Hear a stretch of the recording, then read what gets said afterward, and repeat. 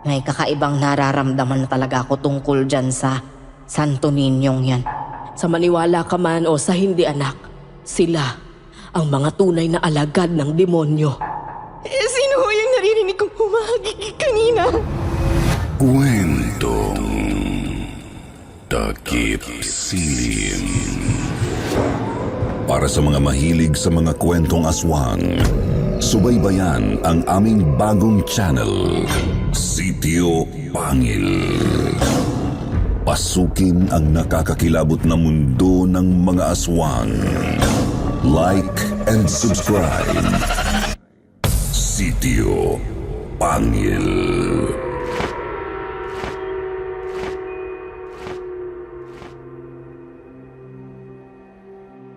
Saan ka mas maniniwala?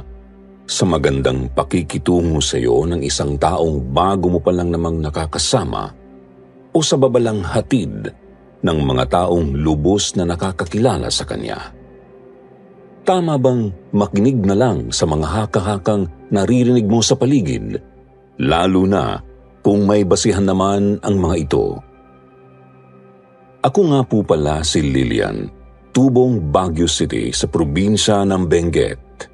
At hayaan niyo po sanang ibahagi ko sa inyo ngayon ang kwentong nangyari sa akin noong bago pa lang kaming nagsasama ng asawa kong isang seaman.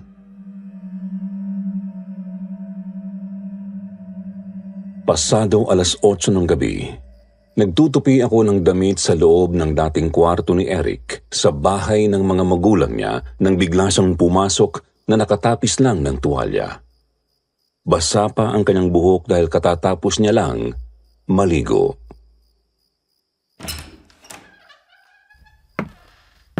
Oh, bakit naman nakabusangot ang mukha ng mahal ko?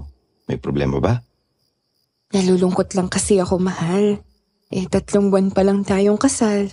Tapos bukas, sasampakan na agad ng barko. Tapos 2 taon pa bago ulit tayo magkita. Di ba pag-usapan naman natin to, mahal? Alam mo naman kailangan ko talagang gawin to para maipagawa natin yung dream house natin, di ba? Bago pa tayo magka-baby.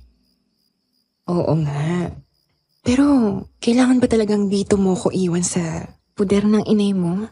Pwede naman sigurong doon na lang muna ako sa amin para tumira tapos... Mahal, ayoko. Alam mo naman kung anong sitwasyon meron doon sa inyo, di ba? Hindi ako makakampante kung alam ko makakasama mo yung madrasta mong nananakit sa'yo simula nung bata ka pa lang. Mas mapapanatag ang loob ko kung dito ka magsastay sa bahay kasama si nanay. Pero sa tingin mo ba, mahal, magkakasundo kami ni Nanay Teresa? Alam mo naman kasi sobrang seryoso niya. Kaya parang natatakot ako sa kanya. Natawa ang asawa kong si Eric sa sinabi ko sa kanya noon. Pagkatapos ay bigla niyang hinawakan ang magkabila kong kamay para panatagin ang loob ko. Mahal, alam kong hirap na hirap ka magtiwala dahil na rin sa ginawang pakikitungo sa'yo ng madrasta mo noon. Pero sana, bigyan mo ng chance na mas magkakilala kayo ni nanay. Sigurado naman ako magkakasundo kayong dalawa, lalo na't marami kayong mga pagkakatulad. Isa pa, matagal nang sabik na sabik si nanay na magkaroon ng anak na babae. Dahil nga 2 lang kami ni kuya, na anak nila tatay, tapos pareho pa kaming barako. Kaya sana pagbigyan mo muna ako, okay? Bumuntong hininga na lang ako bago ako tumangunon bilang tugon kay Eric. Kahit na ang totoo, hindi pa rin ako sigurado sa desisyon niyang ito. Natatakot akong makisama sa nanay niya at hindi ko yun magawang itago. Buhat kasi nang dumating ang madrasta ko noon sa buhay namin ng papa ko, natakot at nahirapan na ulit akong magtiwala pa sa iba. Ang buong akala ko kasi noon sa pagdating ng madrasta ko ay magkakaroon na ulit ako ng isang taong tatayo bilang pangalawa kong ina. Pero hindi pala. Dahil sa una lang siya magaling. Wala pa nga siyang 1 taong naninirahan sa bahay namin ng papa ko noon, lumabas na agad ang tunay niyang pagkatao. Doon na niya ako sinimulang alipinin, abusuhin at pagmalupitan. Pero lingid yun sa kaalaman ng papa kong ng mga panahong yun ay nagtatrabaho rin sa ibang bansa bilang isang OFW. Tuloy hanggang sa pagtanda ko, dala-dala ko pa rin ang tromang tinamuko sa aking madrasta. Para yung isang bangungot na hindi maalis-alis sa isip ko, lalo pat kahit kailan, hindi naman ako nabigyang hustisya sa ginawa niya sa akin. Wala rin naman kasi akong ibang pinagsabihan tungkol doon bukod kay Eric. Yun din siguro ang dahilan kaya nahihirapan akong pagkatiwalaan ang biyenan ko. Lalo pat marami na rin akong naririnig noon tungkol sa kanya. Palaban daw kasi ang biyenan kong ito. Matapang pero napakarelihiyoso. O siya, halika na, matulog na tayo. I-off ko na tong lampshade, ha? Teka lang, mahal. Pwede bang takpan mo muna yung butas sa may pintuan? Nakikita ko kasi yung higaan ng rebulto ng Santo Niño dyan. Sa mini altar ni nanay sa tabi ng kwarto niya. Alam mo namang takot ako sa mga rebultong ganyan, di ba? Itinuro ko kay Eric yung butas sa pintuan ng kwarto. Wala kasi yung doorknob noon dahil nasira at bukas pa raw ipaparepair ng biyenan ko sa boy nila na si Junie. Naku, mahal. Dapat sanayin mo na ang sarili mong palagi mo nakikita yung santong yan. Paborito pa naman ni nanay yan at ingat-ingat siya dyan. May sentimental value kasi sa kanya yan eh. Pero sinunod pa rin naman ni Eric ang gusto ko at tinapalan muna ng tela yung butas sa pintuan para makatulog ako ng maayos. Sa totoo lang kasi hindi ko lang masabi sa kanya pero naiilang talaga ako sa masyadong pagiging relihiyoso ng nanay niya. Ganun din kasi yung madrasta ko, kaya nga lumaki at tumanda na lang ako na naniniwalang kung sino pa yung mga taong palasimba, sila pa yung may mga pinakamasasamang budhi at pag-uugali.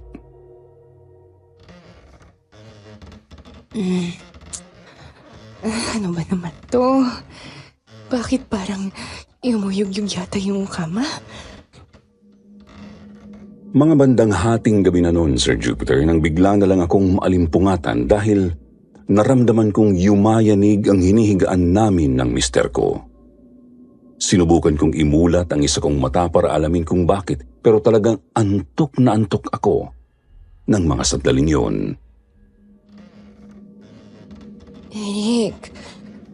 Eric, ano ba? Bakit ang likot mo? Natutulog na yung tao eh.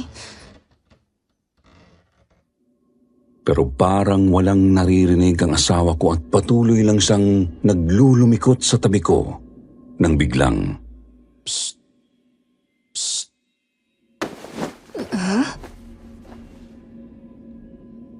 Sunod-sunod ang mga pagsitsit na narinig ko na siyang nagpabalikwas na sa akin bigla ng bangon. Nang lingunin ko si Eric sa tabi ko, tulog na tulog naman siya at hindi gumagalaw sa pwesto. Di tulad ng inaakala ko kanina.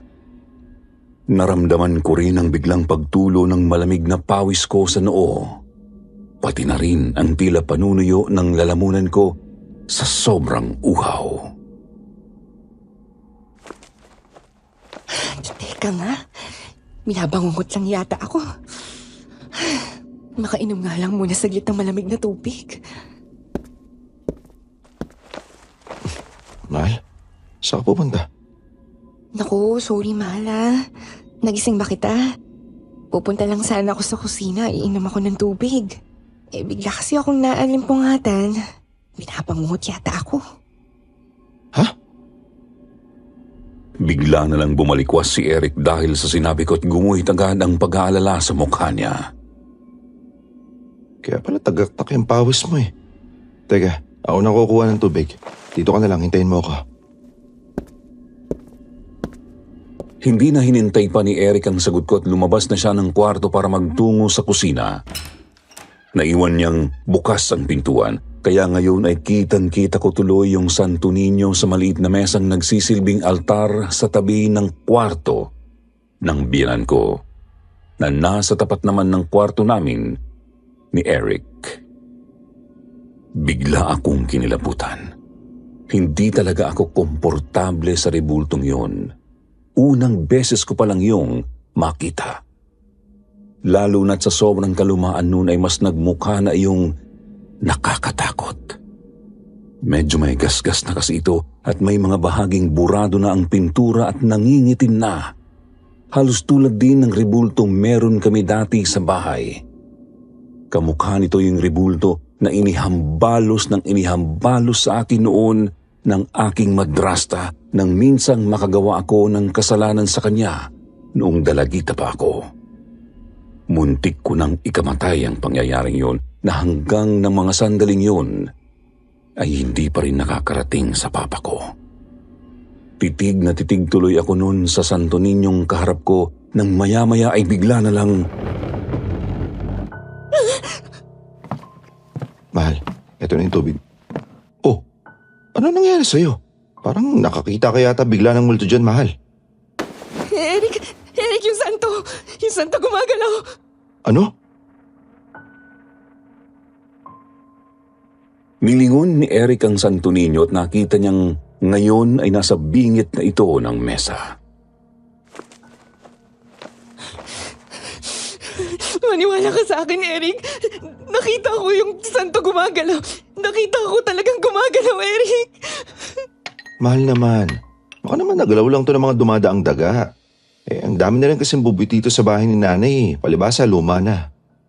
Pero mahal, talagang nakita ko umuusog yung santo. Nang walang gumagalaw. Hindi ako pwedeng magkamali, Eric. Talagang... Mahal, makinig ka. Inumin mo muna tong tubig. Pagkatapos, huminga ka ng malalim, ha? Huwag mo nang takutin ang sarili mo, okay? Gunin-gunin mo lang yon.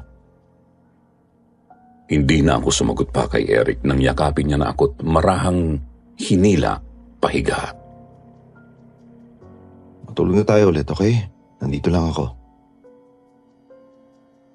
Pinilit ko na lang na ipikit ang mga mata ko at yumakap ng mahimpit kay Eric para pakalmahin ang dibdib ko.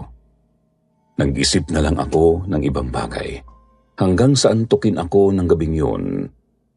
Siguro, bumalik lang talaga ang trauma ko dahil bigla kong naalala ang ginawa sa akin ng madrasta ko. Kako pa noon ay magiging okay din ang lahat at masasanay din ako sa presensya ng Santo Niñong yun. Tutal ay palagi ko na iyong makikita simula ngayon.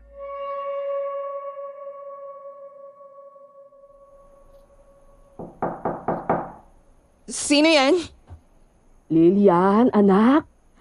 Ang nanay Teresa ito. Kayo po pala, Nay.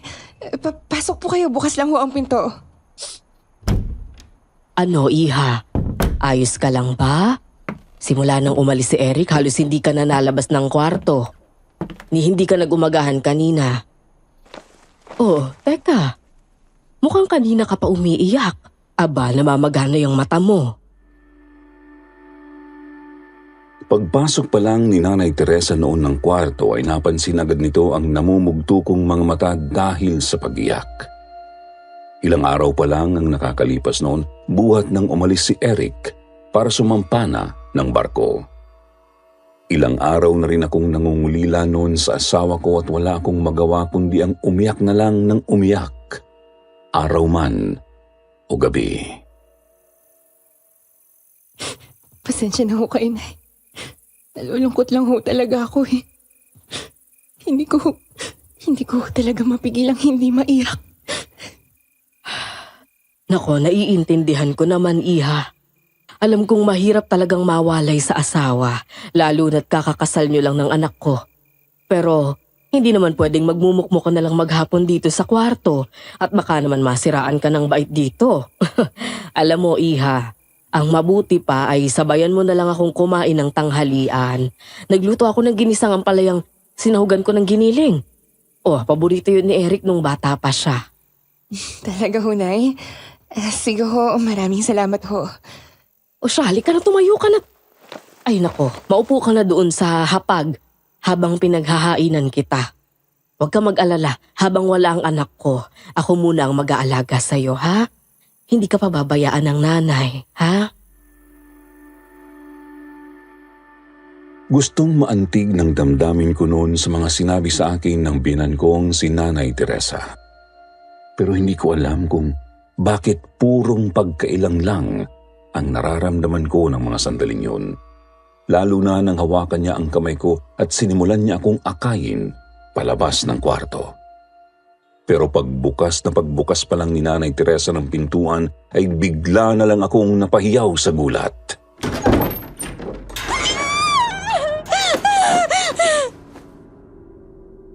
Tumambad sa harapan namin ang rebulto ng Santo Niño na nakatayo sa harapan ng kwarto. Tila ba inaabangan nito ang paglabas namin. Kaya naman agad akong napaatras at napatago sa likod ng biyenan ko. Sus Mariosep, bakit nandito itong Santo Niño ko? Sinong naglagay nito? Minda! Johnny! Inis na tinawag ni Nanay Teresa ang labanderang si Ate Minda at ang anak nitong si Junie na nagsisilbing boy naman ng biyenan ko. Doon sila nakatira sa maliit na kwarto sa likod. Hiwalay sa pinakabahay na iyon ng biyenan ko kaya hindi kami sama-sama sa iisang bubong. Ate Teresa, bakit ho? Aba, sino bang nag-alis ng Santo Niño sa altar ko? Para ilagay dito sa lapag. Sus Mariosep kayo, oo. Nagulat tuloy ng husto itong manugang ko. Naku, hindi ko ho alam ate. Naglalaba ho ako sa likod ng bahay eh. Si Junie naman ho, hindi ho ba't inutusan yung bumili ng doorknob? Na yung ilalagay ho dyan sa pintuan ng kwarto ni Eric? Ay, paano naman mapupunta yan dito kung walang naglagay? Ay, nako. Eh ate, kayo lang naman ang nakita kong may hawak ng rebultong yan kanina eh. Hindi ba't nililinis niyo yan bago niyo puntahan si Lilian? Biglang nagsalubong ang mga kilay ni Nanay Teresa nang sabihin niyon sa kanya ni Ate Minda. Ano ka mo? Ako? Ang ibig mo bang sabihin ako ang naglapag niyan dito sa sahig? Imposible namang mangyari yan. Halata ko agad na nagpipigil lang magalit ang biyenan ko dahil bigla siyang sumimangot. Hindi na lang din sumagot si Ate Minda at nagkibit balikat na lang bago ako saglit na sinulyapan. Sige na, buhatin mo na nga lang yan at ibalik mo na dyan sa ibabaw ng altar. Ingatan mo't baka masira. Alam mo namang antik na yung isang yan. Huwag niyo na uling papakialaman yan, ha? Ay, sige ho. O siya, sige na nga. Lilian, halikan at mananghalian na tayo. Masamang pinaghihintay ang pagkain. Nauna nang maglakad ang biyenan ko na halatang napikon talaga sa nangyari. Nilapitan ko naman si Ate Minda para humingi ng pasensya. Pasensya na ho kayo, Ate Minda. Napagalitan pa po ata kayo ni Nanay. Nagulat lang talaga ako sa Santo Niñong yan. Ay, sus wala yun. Sanay na ako dyan kay Ate Teresa. Palagi talagang mainit ang ulo niyan pagdating sa amin ng anak ko. Palibasay mga utusan niya lang kami. Anak ko, wag ho kayong magsalita ng ganyan. Baka naman ho mainit lang talaga ang ulo ni Nanay. Kakaalis lang din ho kasi ni Eric eh. Baka lang ho nag-alala si Nanay dahil sa akin. Naabutan niya ho kasi akong umiiyak kanina. Tapos nagulat pa ako dyan sa Santo Niño. Nag-aalala ba ka mo sa'yo? Yun ba ang sabi niya?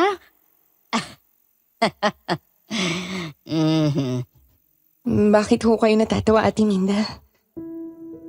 Napakunot bigla ang noo ko sa inasta ni Ate Minda. Ay, paano? Narinig ko kasi silang nagtatalo ni Eric nung madaling araw bago umalis yung asawa mo. Binanggit ni Eric na natatakot ka nga daw dyan sa Santo Niñong yan. Dahil sa naging karanasan mo sa madrasta mo. Kaya nakiusap siyang baka pwedeng ipalipat itong altar. Ang kaso, nauwi sa pagtatalo ang usapan nila. Dahil yung biyenan mo, ayaw alisin itong altar dito sa tapat ng kwarto niyong mag-asawa. Abay, bahay niya raw ito. Kaya bakit daw siya ang kailangang makisama? Talaga ho?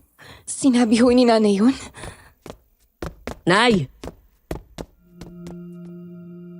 Sabay kaming napalingon ni Ate Minda sa boses ng binatilyong anak niya na mukhang kararating lang din galing hardware, na hindi namin namalayang nakalapit na pala sa amin.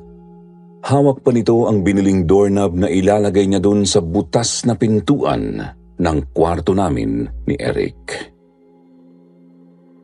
Oh, Junie, nakauwi ka na pala. Nay, ano ba naman huyang sinasabi niyo kay Ate Lilian? Hindi niyo na ho dapat sinabi yun. Napaka-chismosa niyo talaga. Eh bakit? Abay, totoo naman yon. Nakakaawa naman itong asawa ng Kuya Eric mo. Kung hindi agad natin siya mababalaan sa ugali ng biyenan niya, baka mamaya matulad lang ito doon sa dating asawa ng Kuya Gary mo. Ayun, hindi na nakalabas ng mental, di ba? Nagulat ako nang biglang banggitin ni Ate Minda ang panganay na kapatid ng Mr. Kong si Eric na matagal na rin daw hindi umuwi ng Pinas. Asawa ho? May asawa na ho si Kuya Gary? Ay oo, bakit? Hindi mo ba alam yon? Hindi ho eh. Wala hong nabanggit sa akin si Eric. Ay, kung sa bagay, hindi na nga talaga siguro gusto pang banggitin ni Eric yung tungkol doon. Dahil yun ang naging dahilan kaya nagkalamat yung pamilya nila. Kaya nga hindi na umuwi si Gary dito sa bahay eh. Magkagalit sila niyang nanay niya. Paano nasiraan kasi ng bait yung dating asawa dahil dyan kay Ate Teresa. Ano pong ibig niyo sabihin? Ano ho bang ginawa ng biyanan ko sa dating asawa ni Kuya Gary? Minaltrato ng biyenan niyo. Hanggang sa malaglag ang anak nila ni Gary. Tutol kasi yan si Ate Teresa sa relasyon nung dalawa. Dahil yung babae, nakilala lang ni Gary sa beer house. Kaya ayaw nasiraan ng bait. Ano ho? Literal na pinanlakihan talaga ako ng mga mata sa sinabing yon ni Ate Minda.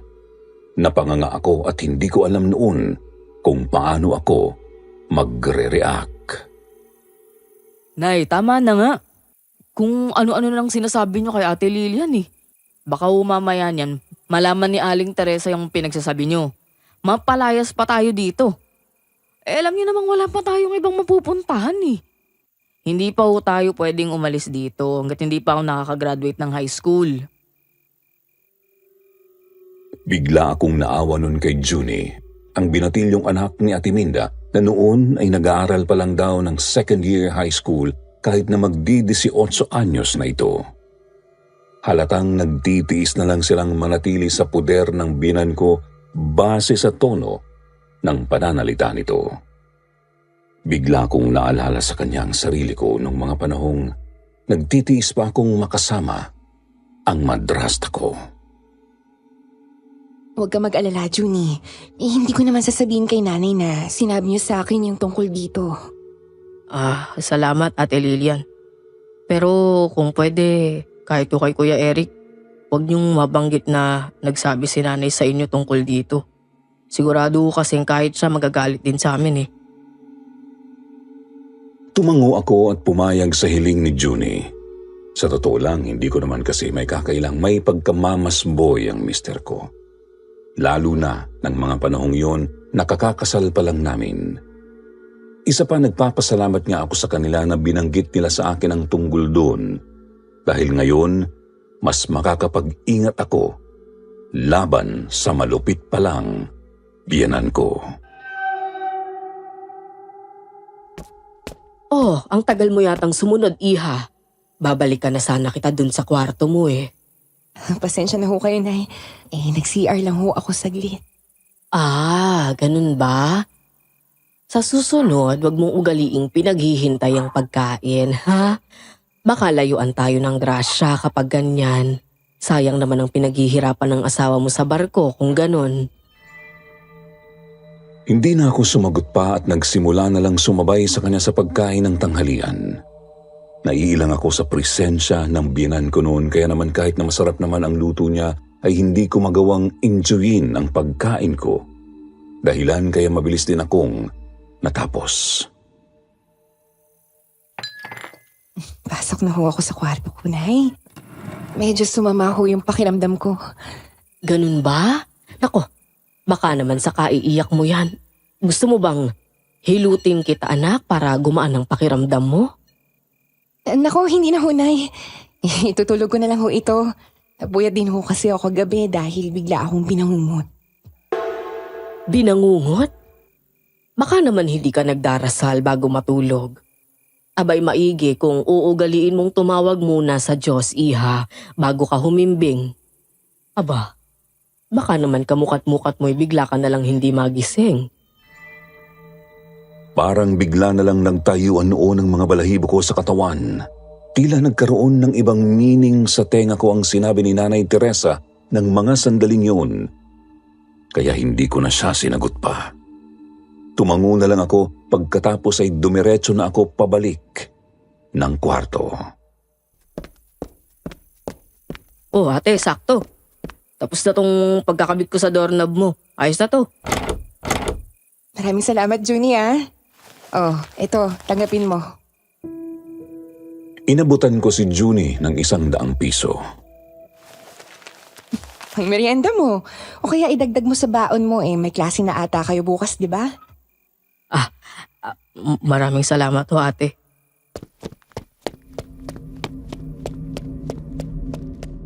Napangiti na lang ako habang pinanonood na tumatakbo si Junie palabas ng bahay na tuwang-tuwa sa natanggap na reward.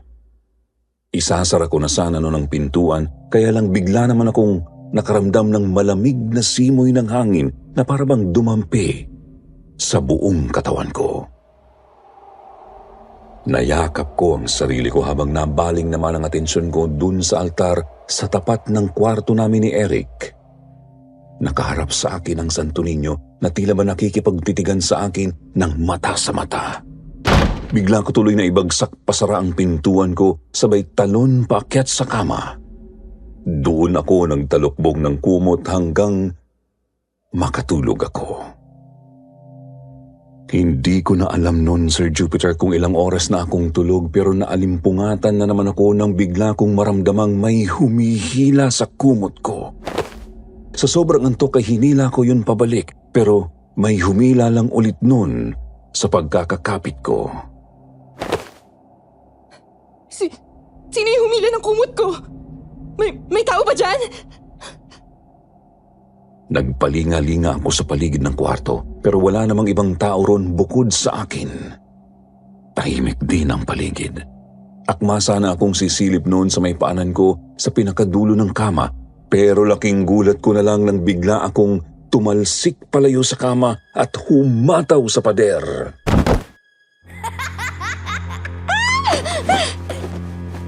Sino yan? Aray ko! Sinubukan kong tumayo, Sir Jupiter, pero biglang kumirot ang likuran at ulo ko. Mukhang napasama yata ang bagsak ko. Ate Minda! Johnny! Sino yan? Magpakita ka sa akin! Magpakita ka! Lilian. Lilian. Lilian. Umaalingaw-ngaw sa paligid ang isang boses na animo tumatalbog sa bawat sulok ng kwarto. Nagsimula nang magtayuan ang mga balahibo ko noon habang ako naman ay nahihirapan pa rin kumilos. Ate Minda! Johnny! Tulungan niyo ako! Tulungan niyo ako! Tulungan niyo ako! Lilian, ano yung kumalabog dito sa... Diyos ko po, Iha, anong ginagawa mo dyan sa sahig? Bakit dumudugo yung noo mo? Nay, may nagagi sa akin sa kama. Ano ka mo? Sino? Paano mangyayari yun, anak? Ikaw lang naman na mag-isa rito. Umalis yung mag-ina, tayo lang ang nandito sa bahay. Sino ho yung naririnig kong humahagik kanina? Ay, hindi ko alam. Nasa kusina naman ako't nagluluto ako ng hapunan natin. Baka naman, binabangungot ka ulit, anak. Hindi ka na naman nagdasal, ano? Hindi ho kasing ho ako nung naririnig ko yung mga hagik-gik, Nay. Aray ko, yung likod ko, Nay. Ay, Diyos mio, Iha. Baka naman nasisiraan ka na ng bait dahil sa pagkabagok mo. Halika nga, dadalhin kita sa ospital. Bigla akong natigilan nang marinig kong binanggit ni Nanay Teresa noon ang tungkol sa pagkasira ng bait. Bumalik sa alaala ko ang ikinuwento sa akin ni Ate Minda kanina tungkol sa dating asawa ni Kuya Gary na ayon sa kanila ay nabaliw daw dahil kay Nanay Teresa. Nay, wag na ho. Anong huwag? Nakikita mo yan. Mukhang malaki ang sugat mo sa noo, anak. Kailangang matahi yan at baka mapano ka pa. Halika na't aakayin kita palabas. Pinilit akong buhatin ni Nanay Teresa patayo kaya wala na akong nagawa kundi ang magpatianod. Nanginginig ang mga tuhod ko pero pinilit kong maglakad hanggang sa makalabas kami ng kwarto. Siyang dating naman ng mag-inang kasambahay. Ay, Diyos ko, anong nangyari? Ate Lilian! Agad na tinakbo ni Junie ang pwesto ko para alalayan din ako. Oh, alalayan niyo si Lilian, Minda, Junie. Tatawag ako ng ambulansya para madala natin sa ospital. Kinuha ko ni Ate Minda mula sa pagkakaakay ni Nanay Teresa. Anong nangyari sa'yo, Lilian? Sinong nanakit sa'yo? Si Ate Teresa mo, no? Pero hindi ko nagawang sagutin ang tanong na yon ni Ate Minda dahil nahuli kong nakatitig sa akin si Nanay Teresa. Bigla kong nakaramdam ng takot sa paraan ng pagtitig na yon ng aking biyenan. Kaya nanahimik na lang ako.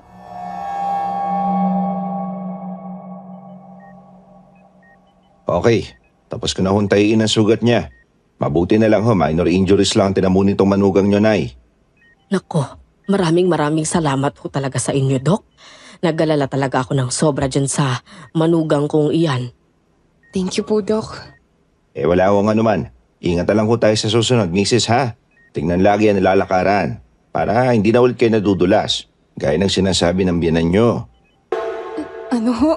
Pero hindi naman Pwede na ho ba kaming umuwi, Dok? Ano ho? Oo naman po. Basta sundin nyo lang yung mga ibiniling ko para mas mabilis na gumaling ang sugat niya. Sige hot, mauuna na ako sa inyo. Nay, bakit iba ho ang sinabi niyong dahilan kay Doc? Hindi ho ako nadulas, Nay.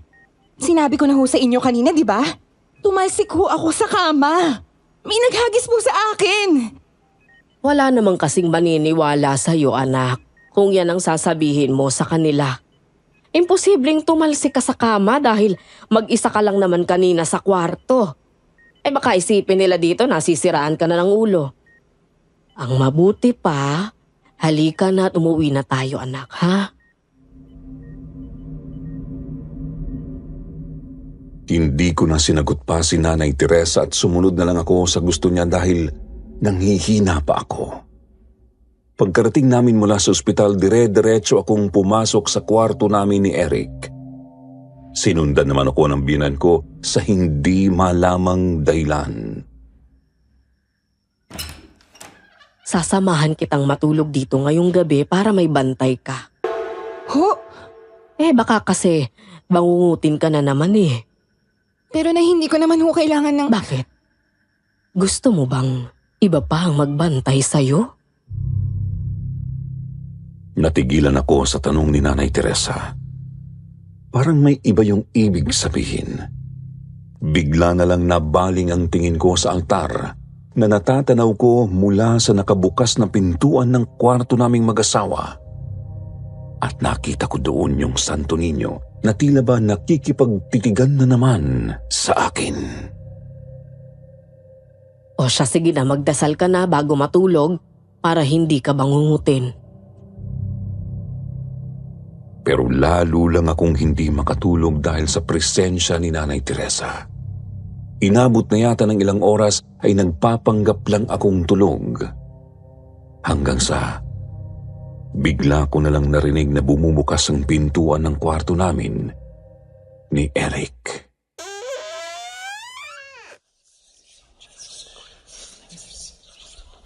Huh?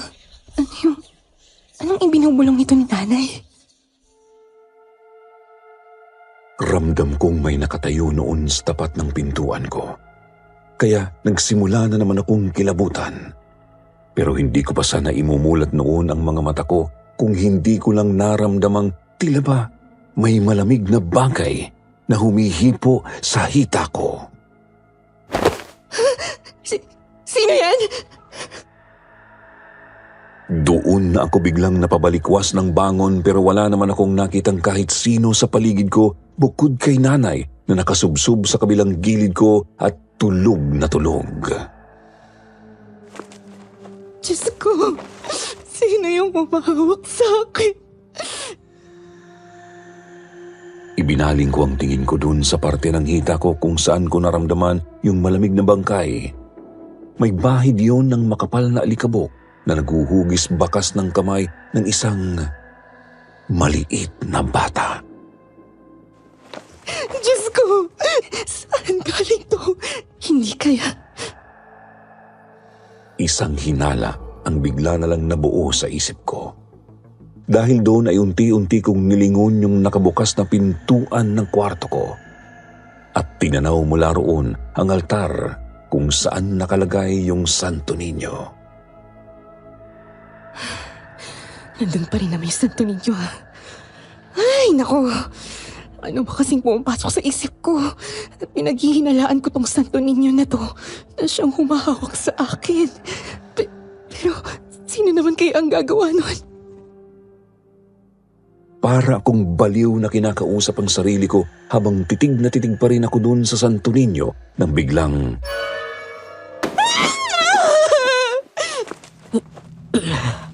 Oh, Lilian anak. Anong nangyari sa iyo? Bakit ka sumisigaw? Binangungot ka na naman ba? Biglang naalimpungatan si Nanay Teresa sa tabi ko at tila tarantang sunod-sunod akong tinanong. Nay!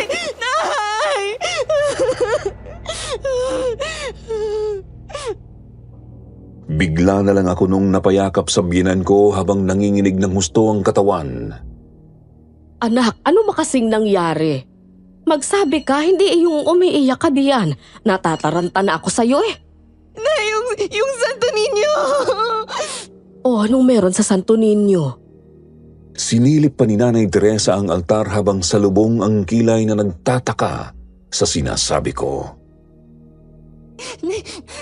Nakita ko po yung santong yan. Bigla na lang po siyang lumingon. Ano? Lalong bumakas ang kalituhan sa mukha ni Nanay Teresa nang sabihin ko sa kanya ang nangyari. Umiiyak na ako noon. Nay, maniwala po kayo sa akin. Iyang santong yan, bigla na lang po sa akin lumingon at ninisian ako, Nay. May sa demonyo ho ata yung Santo Ninyong yan. Lilian, anak, ano ka ba?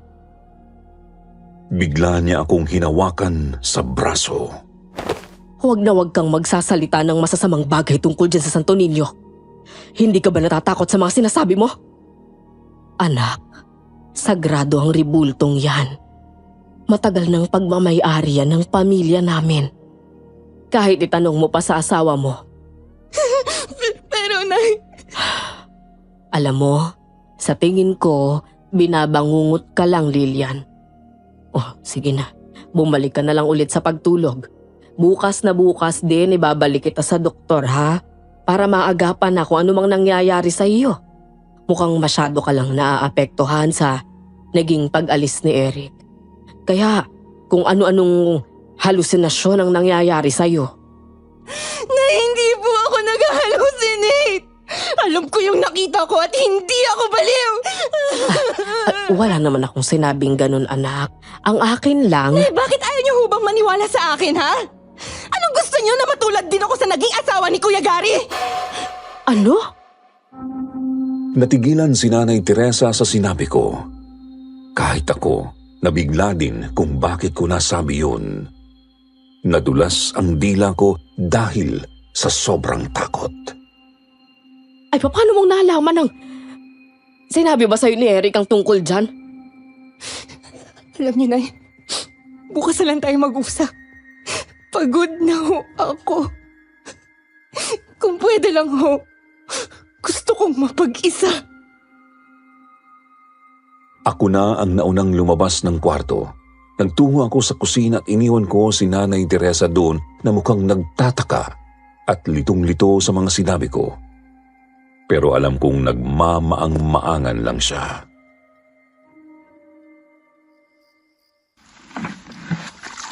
Oh, Lilia, nandito ka pala. Ikaw pala yan, Ate Minda. Naku, nagulat ba kita? Pasensya ka na ha. Bakit kasi gising ka pa? Gabi na eh. Dapat nagpapahinga ka na. Hindi ho kasi ako makatulog. Bakit? Gusto mo bang ipagtimpla kita ng gatas? Hindi ka pa dapat kumikilos eh. Masama pa ang lagay mo. Hindi ka nga dapat bumabangon. Kasi ho... Ate Minda, may gusto ho sana akong itanong sa inyo. Biglang sumeryoso ang mukha ni Ate Minda. Ano yun? Tungkol ho sana sa santo ng biyanan ko. Anong tungkol doon? Matagal na ho ba talaga yun sa pamilya ni Nanay Teresa, ate? Ano ho ang alam niyo tungkol doon? Saan ho yun galing? Bakit mo naman naisip na magtanong tungkol doon? Biglang nag-iwas ng tingin sa akin si Ate Minda. Nagsalin ng tubig at inisang lagok yun bago sumagot. May nangyari ho kasi sa akin kanina. Ate Minda, nakita ho kasing nilingon ako bigla ng santo. Pero ayaw ho akong paniwalaan ni Nanay Teresa nang sabihin ko sa kanya ng tungkol doon. Kita kong bigla na lang nanlaki ang mga mata ni Ate Minda sa sinabi ko, Sir Jupiter. At hindi kaagad siya nakasagot. Maniwala ka sa akin, Ate Minda. Hindi lang ito yung unang beses na nakita kong gumalaw yung santong yun. Kahit nga nung unang gabi ko dito kasama si Eric, nakita ko rin yung umusod ng pwesto. Kahit wala namang gumagalaw doon. Nakala ko nung una, guni-guni ko lang yun. Pero... Sa tingin mo ba, yung nangyari sa'yo kanina, kaya ka na ospital, may kinalaman din doon ang Santo Niño? Nasabi mo kasi kanina na parang may naghagis sa'yo. Diba? Mataman akong tinitigan ni Ate Minda na para bang nababasa niya ang nilalaman ng isip ko. Kaya hindi na ako nagsinungaling pa sa kanya. Opo, gano'n na nga po, ate. Sinasabi ko na nga ba, noon pa man talaga, may kakaibang nararamdaman na talaga ako tungkol dyan sa Santo Niñong yan. Pero wala kasi akong ebidensya, lalo na nung... Luminga-linga muna si Ate Minda sa paligid bago niya ituloy ang sinasabi niya sa akin. Nung gabing tuluyan nang nawala sa sarili, yung dating asawa ni Gary. Yung Santo Niño rin ang itinuturo niyang gumagambala raw sa kanya. Diyos ko po. Alam mo, sa tingin ko, yung mga bagong pasok sa pamilya nila, ang puntirya ng kung anumang elementong kumokontrol sa Santo Niñong yan. Kaya ang payo ko sa'yo ha, mag-iingat ka. Wag na wag kang magtitiwala dyan. Dyan sa biyanan mo. Lalo na't siyang may-ari ng Santo Niñong yan. Lalo lang napuno ng kalituhan ang isip ko sa naging usapan namin yon ni Ate Minda, Sir Jupiter. Dahil nga doon, kinabukasan ay nagpagawa agad ako kay Junie ng double lock para sa kwarto namin ni Eric. Dahil sa takot na baka pasukin ulit ako ng Santo Niño ni Nanay Teresa. Buhat din noon, hindi na kami gaano pang nagpansinan ng binan ko na akala mo'y hangin lang kami sa isa't isa. At tumagal din yon ng halos ilang linggo. Gustong gusto ko na ngang umalis noon ng bahay kung may iba lang akong mapupuntahan. Dahil itong asawa kong si Eric ni hindi man lang naalalang kumontak sa akin pagkatapos niyang makasampa ng barko. At ni hindi ako pinadalhan ng perang panggastos man lang. Dahil doon mas lalo pang ang lumala ang mga nararanasan ko. Isang hating gabi, Sir Jupiter, kaiinlip ko lang noon, pero hindi pa naman ganon kalalim ang tulog ko. Nang bigla na lang akong makarinig ng mahihinang yabag. Kaya naman bahagya kong iminulat ang mga mata ko. Doon ko nakita na hindi ko pala naisarang maigi yung pintuan ng kwarto ko at naiwan ko na naman iyong bukas. Dahil doon, nakita ko si Nanay Teresa, ang binan ko, na huminto sa harap ng altar niya. Mukhang galing siya ng kusina dahil may hawak siyang baso ng tubig na ipinatong niya sa may altar bago niya binuhat yung Santo Niño at niyapos. Sus Mariosep, gabing-gabi na. Ano naman kayang balak gawin itong biyanan ko? Nakita kong biglang nag-sign of the cross noon si Nanay Teresa at nagsimula siyang ipikit ang mga mata niya. Tahimik na nagdadasal. Ninyo Jesus, sa banal na sanggol. Diyos na makapangyarihan at bukal ng mga biyaya. Ako ay naniliklohod sa iyong harapan. Buong puso akong sumasamba at nagsisisi sa aking mga kasalanan. Iniaalay ko sa iyo ang aking sarili. Itulot mo na ako ay matulad sa iyong kabanalan. Umiyak si Nanay Teresa habang nagdarasal at kitang-kita ko nang sinimulan niyang paghalikan ang maliliit na paa at kamay ng Santo Niño bago niya ito inilapag ulit sa altar at lumuhod siya sa harapan nito at dinikit pa ang noo sa sahig habang ipinagpapatuloy ang pagdarasal. Pero hindi pa doon natapos yun, Sir Jupiter. Dahil mga ilang minuto lang yata ang lumipas noon, kitang-kita kong nagsimulang maggalawan ang mga daliri sa kamay ng Santo Niño.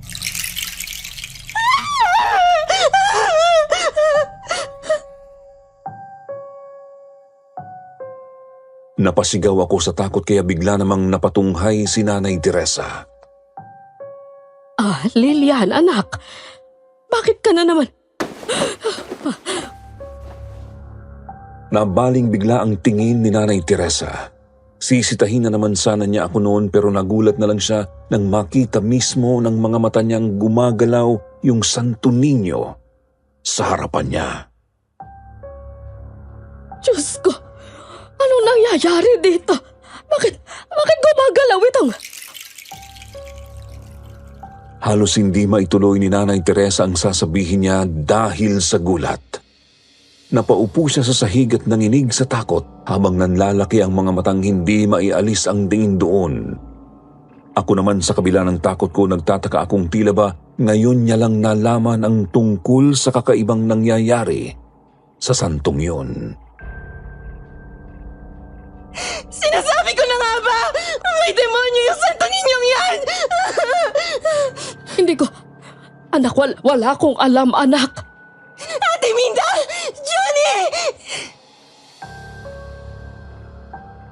Hindi ko pinansin pa si Nanay Teresa at nagsimula akong tawagin ang mag-inang katiwala niya. Nagsisimula ng sumayaw at magpaikot-ikot sa harapan namin yung Santo Niño noon na napapansin ko ring lumuluha na pala ng dugo. Diyos ko po, Nay! Pahintuin niyo po yan! Pahintuin niyo po yan! Hindi ko rin alam ang gagawin ko, anak. Halika na, lumabas na lang tayo. Hinila ni Nanay Teresa noon ang kamay ko palabas ng bahay. Wala akong nagawa noon kundi ang magpatianod sa paghila niya hanggang sa makarating kami sa likod ng property nila kung saan nanunuluyan yung mag-inang katiwala.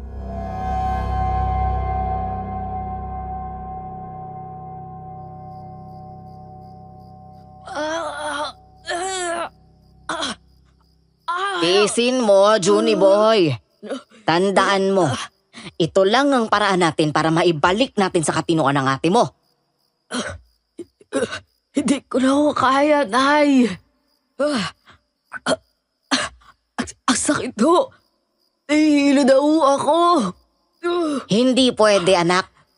Kailangang ialay natin ang dugo mo. para magawa nating kontrolin ang santong yon. Anak, yan ang hinihingi nila. Bukod sa isa pang buhay na ipapalit natin para kay Clarissa, kailangang mabaliw din si Lilian.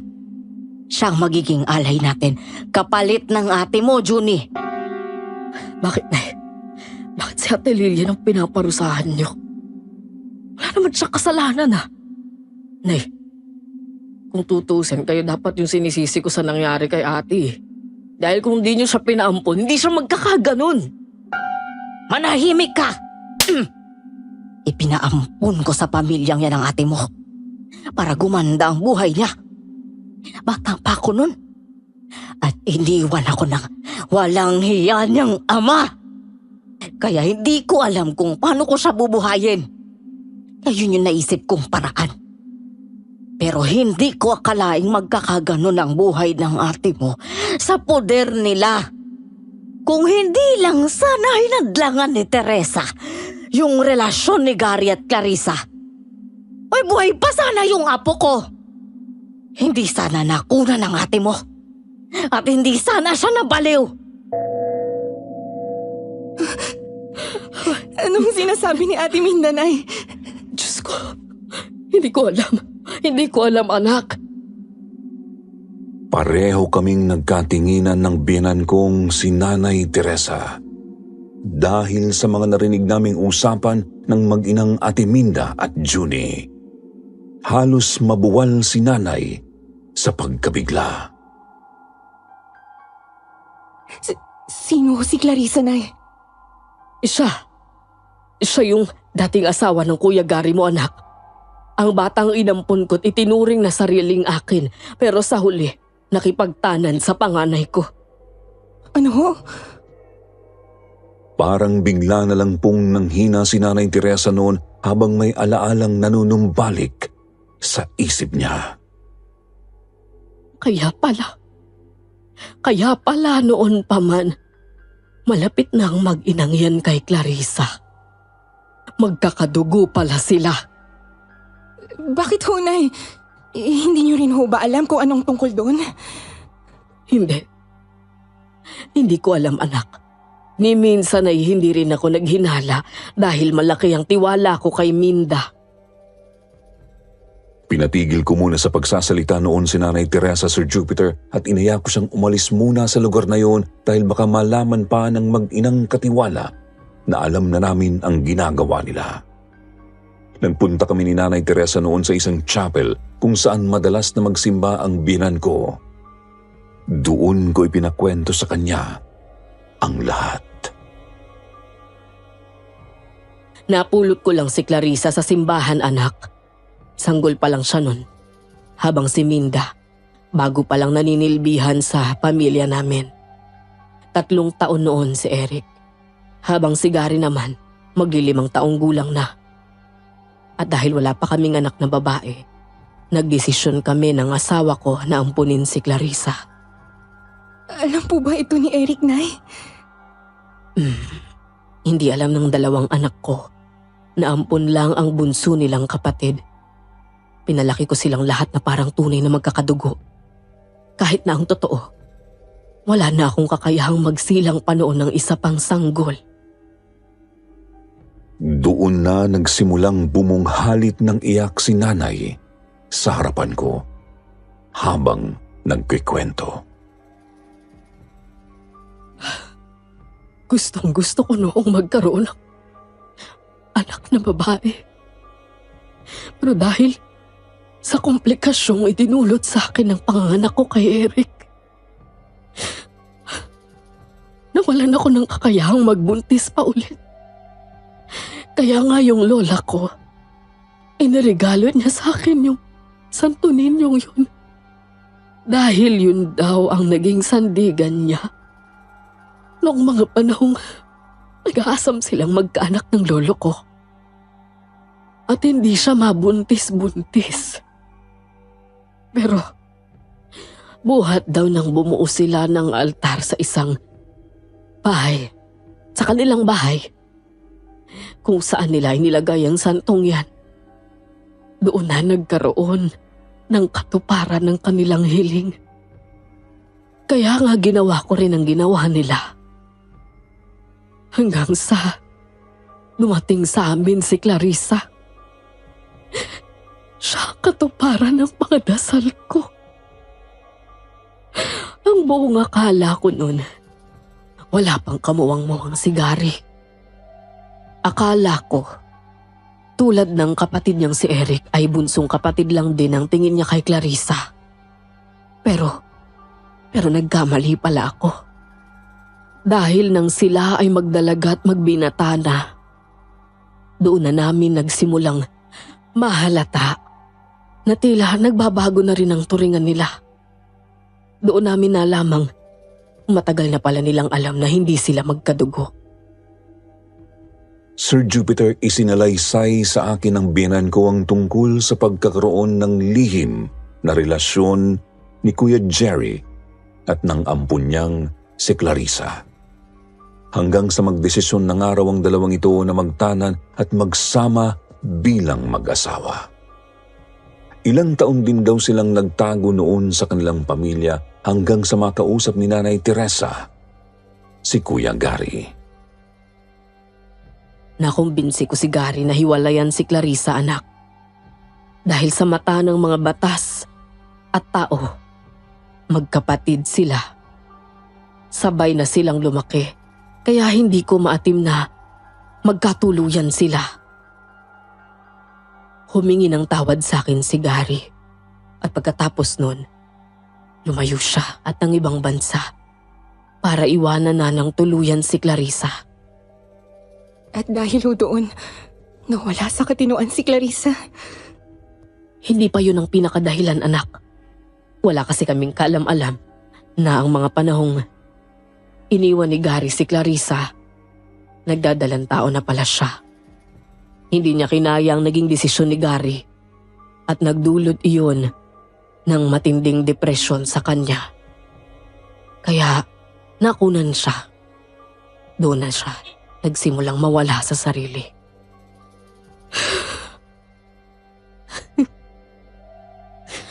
Inuwi ko siya pabalik doon sa bahay ko. Kaya doon din mismo tuluyang lumala ang lagay ni Clarissa na. Nagalit siya sa Diyos. Nagsimula niyang itakwil ang Panginoon.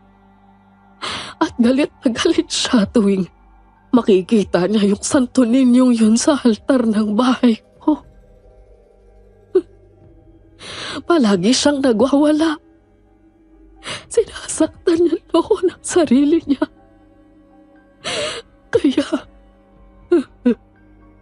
Kaya napilitan ako. Nahiga po siya sa isang kwarto. Pero hindi ko akalain dahil doon, lalala pala ang lagay niya. At tuluyan siyang mababaliw. Nasa po ni Nanay Teresa ang sarili niyang mukha kaya niyakap ko na lang siya. Ngayon, Sir Jupiter, ay malinaw na sa akin ang lahat. Hindi naman pala tunay na nagsinungaling sa akin si Ate Minda. Pero yung kwento niya sa akin, binago niya at dinagdagan para maging masama ang tingin ko sa biyenan ko. Ito kasi ang sinisisi niya sa nangyari sa tunay niya palang anak. Pero bakit ho ako ang pinupuntirya ni Ate Mindanay? Wala pa naman ho ako ng mga panahong yun ah. Hindi ko rin alam. Pero may palagay ako na dahil yun sa naging pagtrato ko sa'yo buhat ng ipakilala ka sa akin ni Eric bilang nobya niya. Tanggap na tanggap kasi kita bilang nobya ng anak ko, Iha. Hindi gaya ng naging reaksyon ko nung mga panahong si Gary at Clarissa ang magkarelasyon. Pero normal lang yun, Nay. Magkapatid sila sa paningin ninyo dahil kayo ho ang parehong nagpalaki sa kanila. At tunay na anak din naman ang tingin nyo kay Clarissa, di ba? Pero mukhang hindi ganoon ang pag-intindi nila sa nangyari. Pero sa tingin niyo, Nay, paano nagawa ni na Ate Minda na kontrolin yung Santo Niño? At ialay ako kapalit ni Clarissa. Ano yun? Kasali sila sa isang uri ng kulto? Umiling ulit noon si Nanay Teresa bilang tugon. Sa totoo lang, Iha, matagal na akong pinapayuhan ng mga kapitbahay at kamag-anak namin noon na huwag ko raw tanggapin si Minda. Usap-usapan na kasi noon sa lugar namin na may lahi raw silang mangkukulam at mambabarang. Sumasamba rin daw sila sa demonyo, ayon pa sa iba. Pero hindi ako naniwala. Naawa kasi ako sa kanya noon, kaya sa kabila ng lahat, tinanggap ko siya ng buong buo. Bigla akong nakaramdam noon ng pagsisisi dahil nahusgahan ko ang biyenan ko at nakinig ako sa mga paninira sa kanya ni Ate Minda. Alam kong malaking pagkakamali yun kahit pa sabihing hirap akong magtiwala dahil sa ginawa sa akin ng madrasta ko. Kaya humingi ako ng tawad noon sa biyenan ko. Doon na kami sa chapel na yon nagpalipas ng gabi, Sir Jupiter, at kinabukasan nagsama kami ng pastor pag-uwi namin ng bahay.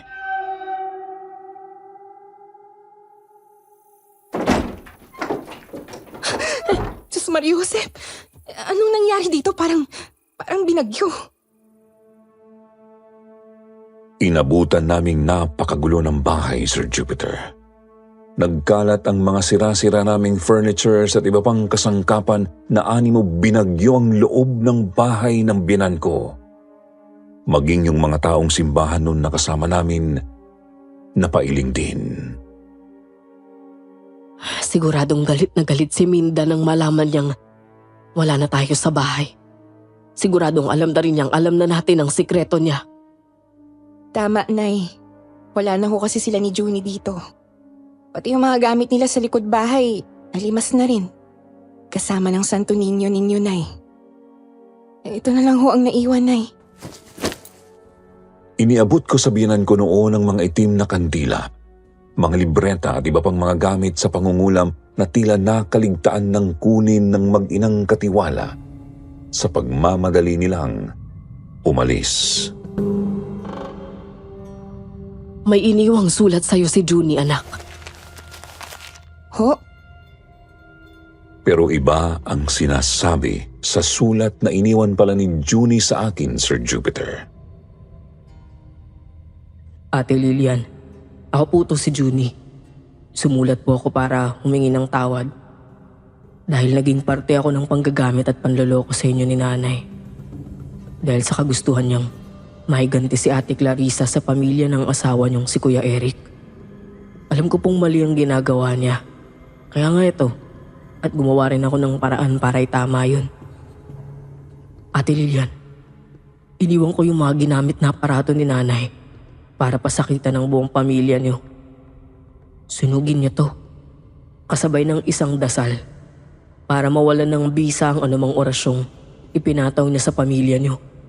Ito lang po yung magagawa kong paraan para tulungan ka, ate.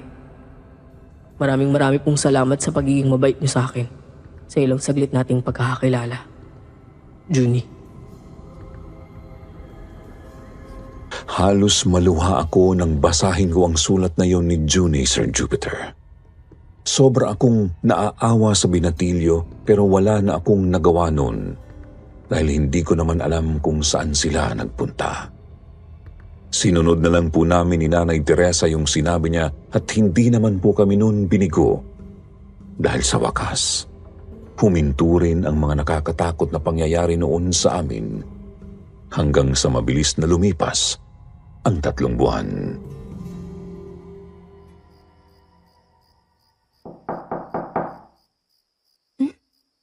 Alas 10 na ng gabi. Sino kaya yung kumakatok? Ako na ang magbubukas, anak. Hintayin mo na lang muna ako rito. Sige ho, Nay. Gary? Nay, Diyos ko, anak. Diyos ko. Ikaw nga. Anong ginagawa mo rito? Bakit hindi ka man lang nagsabi na uuwi ka? Sana'y tinawagan mo kami sa landline para naman makapaghanda kami ni Lilian. Hindi na ho kailangan, Nay. May gusto lang ho akong ibalita sa inyo. Sige, halika anak. Pumasok ka muna sa loob. Salamat ho. Kuya Gary? Hanggang isang gabi, Sir Jupiter, gulat na gulat kaming dalawa ni Nanay Teresa noon nang bigla na lang umuwi si Gary na wala man lang pasabi. Magandang gabi sa iyo, Hipag. Oh, kumain ka na ba kuya? Anong gusto mong maiinom? Paghahanda kita. Huwag na, Lilian. Salamat na lang. May sasabihin lang ako kay Nanay. Tungkol saan ba yan, anak? Tungkol ho kay Clarissa, Nay. Pareho kaming natigilan ni Nanay Teresa nang banggitin ni Kuya Gary si Clarissa. Anong meron sa kanya, Gary? Hindi niyo ho ba alam ang nangyayari sa kanya, Nay? Malala na ho ang lagay niya. Ha? Anong ibig mong sabihin? Tinawagan ho kasi ako ng ospital kung nasa siya ngayon, Nay. Ibinalita nila sa akin ang tungkol sa mga kakaibang nangyayari daw kay Clarissa ngayon. Hindi na raw siya parang isang normal na baliw lang, Nay. Dahil para na ho siyang sinasapian ng demonyo. Ano ka mo? Oo, Nay. Ako ho mismo nakakita nun. Dahil bago ako nagpunta rito, dinalaw ko siya. Nasaksihan ho mismo ng dalawang mata ko, Nay, na hindi nga siya normal. Paano hindi normal, kuya? Hindi ba't wala na nga siya sa sarili niya? Baka naman lumalala ang lagay ng isip niya at kailangan niya na ng mas malakas na gamot. Hindi, Lilian. Hindi siya normal. Walang normal na taong may kakayahang maglakad at gumapang hanggang sa kisame. Walang normal na taong may kakayahan paikutin ang ulo at sarili niyang katawan. Ano? Ay, Diyos ko po. Hindi ko na alam ang gagawin ko, Nay. Hindi ko kaya makita si Clarissa ng ganun. Bakit ba kasi bigla na naman siya naging kakaiba? May nangyari ho ba? Doon na ikinwento ni Nanay Teresa kay Kuya Gary ang lahat. Dahil doon, sinisisi niya tuloy ang sarili niya.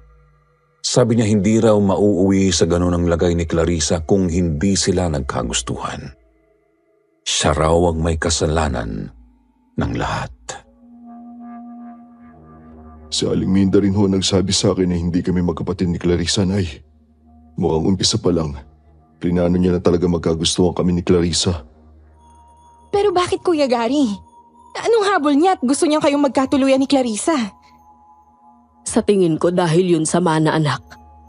May tradisyon kasi ang pamilya namin na ang pinakamalaking parte ng mana ay mapupunta sa pinakapanganay na anak at apo. Malaki ang lupain ng tatay ko kaya siguro pinagkainteresa ni Minda. Sus Mariosep, may mga tao pala talagang ganyan. Gagawin ang lahat para sa pera. Sa maniwala ka man o sa hindi, anak, talagang may mga taong kagaya nila dito sa mundo natin. Sila ang mga tunay na alagad ng demonyo. Sir Jupiter, ayon daw doon sa mental institution na pinaglagyan kay Clarissa, para na raw talaga itong napoposes. Hindi lang daw nila gustong malaman yun ng iba dahil malaking kasiraan yun sa ospital nila. Kaya si Gary lang ang tinawagan nilang kaanak nito. Natatandaan kong halos hindi kami makapaniwala ni nanay noon. Kaya nga napilitan kaming puntahan mismo si Clarissa kinabukasan para masaksihan namin kung totoo ba ang sinasabi ni Kuya Gary.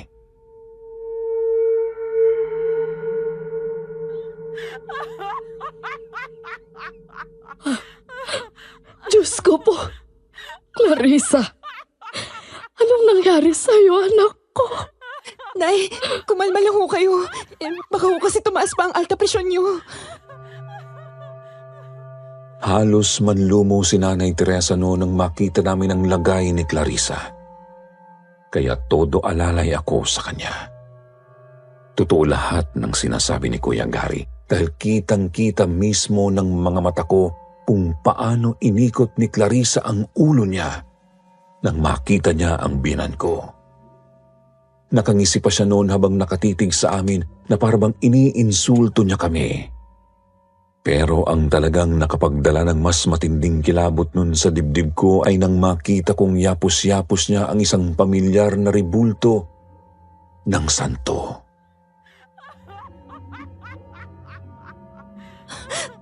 Diyos ko po. Nay, sino ang nagbigay kay Clarissa ng santo ninyong yun? Hindi ko alam, anak. Pero may hinala akong si Minda mismo ang nagdala niyan sa kanya. Huwag niyo na subukan kunin sa kanya yan, Nay. Dahil nagiging agresibo ho si Clarissa kapag sinusubukang hawakan ng ibang santong yan. Baka masaktan lang ho kayo. Anong gagawin natin, anak? Hindi natin pwedeng hayaan na lang na ganyan ang kapatid mo. Hindi na sumagot pa noon si Kuya Gary at napayuko na lang. Alam kong hindi niya nagustuhan ang pagtukoy ni nanay na kapatid niya si Clarissa. Kaya naman bago pa may mabuong tensyon sa pagitan nila, ako na ang bumali ng usapan. Nay, subukan na ho nating lumapit kay Pastor. Ipatingin ho natin sa kanila si Clarissa. Tama ka. Bukas na bukas din babalik tayo rito. Halika na, samahan mo muna akong magsimba. Ipagdasal natin ang kaluluwa ni Clarissa. Pero hindi na po namin natupad pa ang anumang plano namin, Sir Jupiter, dahil noong gabing yun pa lang, isang masamang balita na naman ang dala ni Kuya Gary nang muli siyang dumalaw sa amin.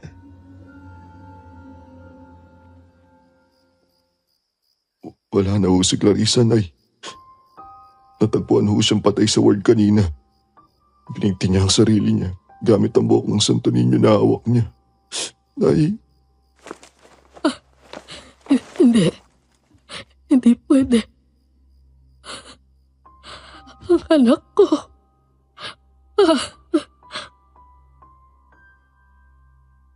Napuno ng paghihinagpis ang buong bahay namin ng gabing yun. Bagamat tahimik lang nun si Kuya Gary, alam kong nasasaktan pa rin siya dahil tulo ng tulo noon ang luha sa mga mata niya. Hindi namin ibinurol si Clarissa sa bahay ng biyanan ko dahil na rin sa takot na muli itong magparamdam dahil sa uri ng naging pagkamatay niya. Umupa kami noon ng isang area sa funeral home na siya ring nag-asikaso sa bangkay niya at doon namin idinaos ang kanyang burol. Umuwi din po si Eric noon para makiluksa sa amin. ano nang gagawin natin ngayon dito sa Santo Niñong to, Nay? Isusurrender ko yan sa pastor namin, anak. Total, siya ang tumingin sa kaso ni Clarissa. Ano raw ho ba ang sabi nila? Bakit daw biglang nagkaganon si Clarissa? Ang sabi ni pastor, ganun daw talaga ang nangyayari kapag yung orasyong ipinataw sa atin, nagawa nating kontrahin. Tatalbog daw ito pabalik sa kanila. At dahil si Clarissa ay kadugo nila, at siyang pinakamahina sa lahat, sa kanya tumalbog ang karma. Nagsisimula na naman hong lumuha ang mata ni Nanay Teresa, kaya inalo na namin siya ni Eric. Hinahagod ko ang dibdib ni Nanay nang mapasulyap ako noon sa di kalayuan.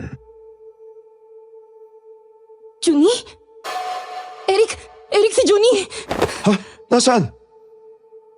Namataan ko siyang nakatanaw sa amin mula sa likod ng malaking puno sa kabilang kalsada. Payat na ang hitsura ni Junie noon pero hindi ako pwedeng magkamali dahil kilala ko ang mukha niyang maamo at nakakaawa. Yapos-yapos niya yung pamilyar na ribulto ng santo. Kaso bigla siyang tumakbo. Paano napunta sa kami ni Junie yun? Ikakapatong ko lang nun sa tabi ni Nanay kanina. Kaya pala, parang may naramdaman akong gumagalaw sa tabi ko. Kinilabutan ako sa sinabi ni Nanay. Ibig sabihin kasi ay gumagalaw pa rin yung Santo Niño. Kahit na ginawa na namin ang lahat para lang putulin ang orasyon ni Ate Minda. Dali-dali kaming nagtatakbo ni Eric noon para habulin ang binatilyong si Junie. Wala siya, Eric. Hanapin pa natin. Baka nandun pa siya sa... Mahal, tama na. Wala na si Junie. Pero mahal, nakakaawa naman si Junie. Kung babalik pa siya sa poder ng nanay niya, naku. Wala na tayong magagawa doon, mahal. Nanay niya yun eh.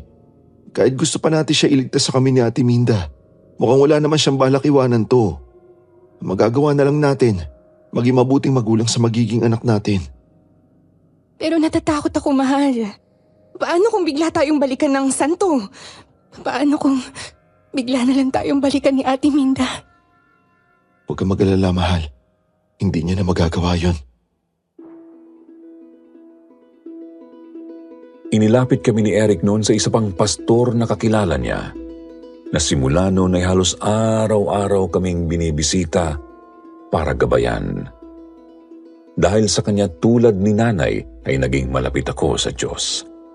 At naging panatag ang loob namin kahit pa nung bumalik na ang asawa kong si Eric sa pagsampa sa barko.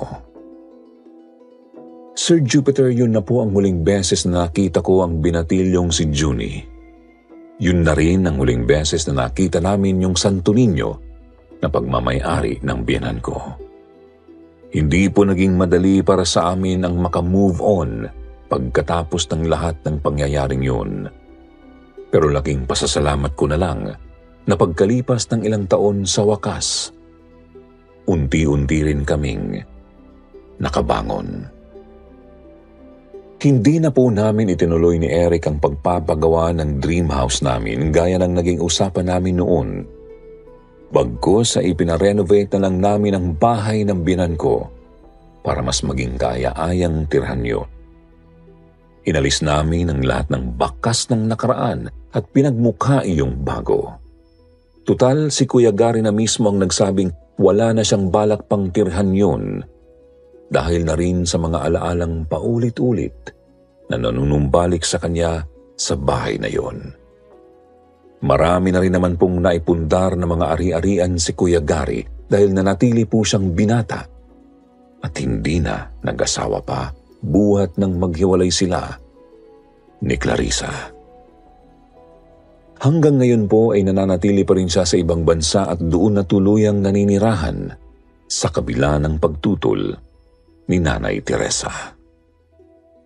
Ganun pa man, sinigurado naman namin ni Eric na magiging masaya ang biyenan ko sa piling naming mag-asawa, pati na rin sa 3 naging anak namin ni Eric. Sa katunayan, Sir Jupiter, ngayon po ay malapit ng mag-87 years old ang biyenan ko at kasama pa rin namin siyang mag-anak. Naging napakalapit po namin sa isa't isa pagkatapos ng mga pinagdaanan namin. Sa kanya ko naramdaman ang pagmamahal ng isang ina na matagal ko nang inaasam na maranasan sa buhay ko. Kaya naman nang maging ina na rin ako, naibigay ko sa mga anak ko ang lahat ng pagmamahal na ipinaranas sa akin ng aking biyenan. Masaya po akong nagawa kong ibahagi sa inyo ang kwento kong ito, Sir Jupiter. Sana po ay nag-enjoy kayo sa pagbabasa nito at nag-enjoy naman sa pakikinig ng inyong mga listeners. Nawa ay kapulutan nyo rin po ito ng aral. Sa ngayon, dito ko na po tinatapos ang kwento kong ito, Sir Jupiter. As a mother comforts her child, so will I comfort you, and you will be comforted over Jerusalem. Isaiah 66:13. Muli ako po si Lilian. Magandang gabi po sa inyong lahat.